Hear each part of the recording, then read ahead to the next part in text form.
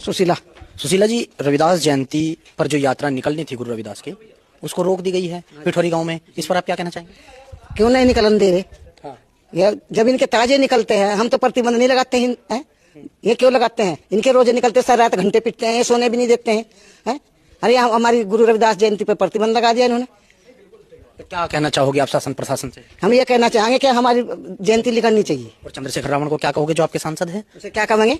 उसे भी देखना चाहिए, वो भी हमारा भाई है। आई है, बातचीत हुई है कोई कभी? ना जी, कभी नहीं हुई बातचीत। और यहाँ रविदास जयंती जो यात्रा रोके उसको लेके कोई बातचीत चंद्रशेखर रावण से हुई? कुछ नहीं कहा, वो तो साथ ही नहीं दे रहा। वो साथ क्यों नहीं दे रहे हैं? वो दलित नहीं है तो दलित हम क्या, हम तो सब उसके घर तक पहुंची मैं। फिर हाँ, जब भी उन्होंने साथ नहीं दिया, जब भी साथ नहीं। मेरे साथ कुछ ऐसा ही होगा था, मैं उसके घर तक पहुंची। अच्छा। यारों का यार, नमस्कार दोस्तों, मैं हूं राजा रविश कुमार। आपका फिर एक बार मेरे वीडियो में स्वागत करता हूं। जैसे कि आपने वीडियो देखा, इससे क्या साबित होता है?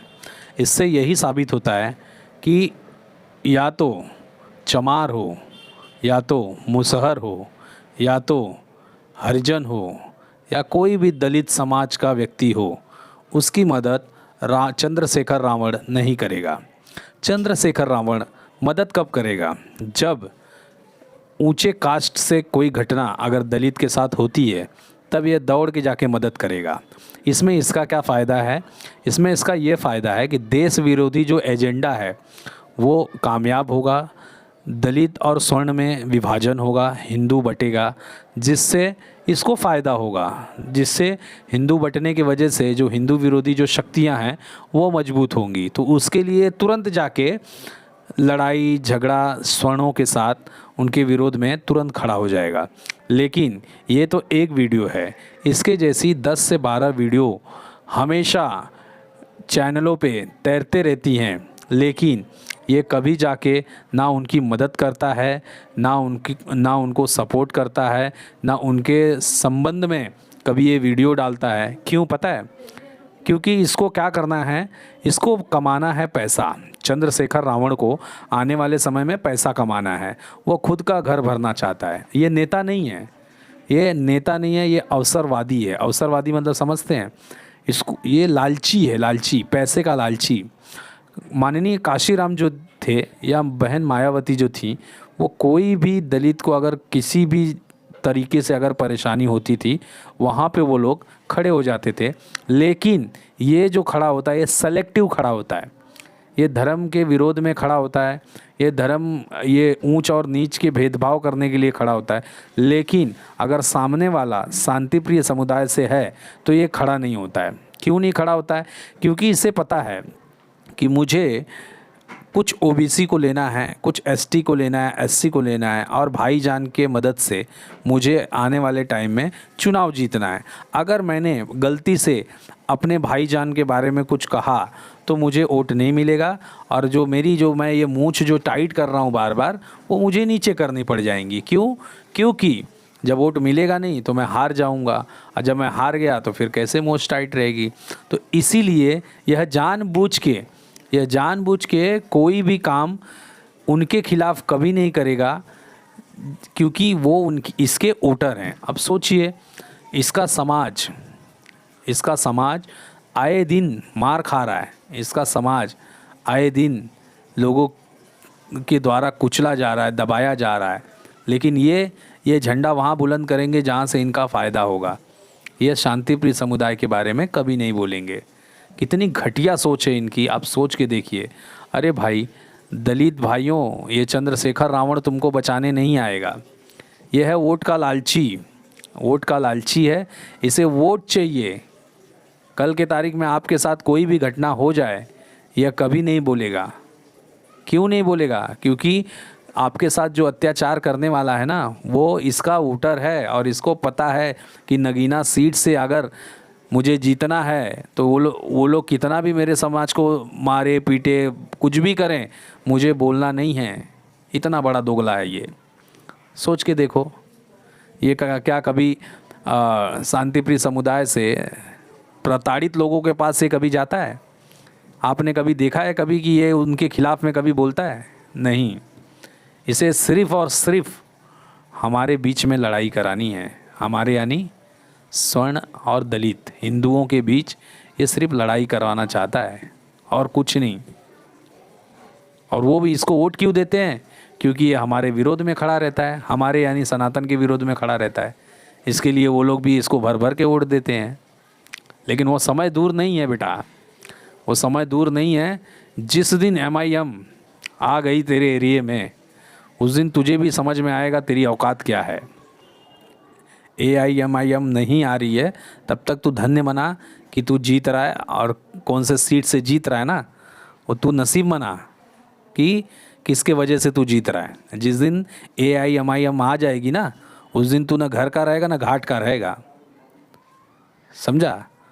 तो कम से कम मैं यही बोलूँगा कि भगवान इसको सद्बुद्धि दे, और सद्बुद्धि देने के साथ में इसको इतनी तो समझ दे कि कम से कम ये अपने जिसके नाम पे ये वोट पा रहा है, जिसके नाम की ये खा रहा है दिन भर, जिसके नाम से ये सांसद बना है, कम से कम उनको तो कम से कम ये न्याय दे। हाँ, कम से कम उनको तो ये न्याय दे।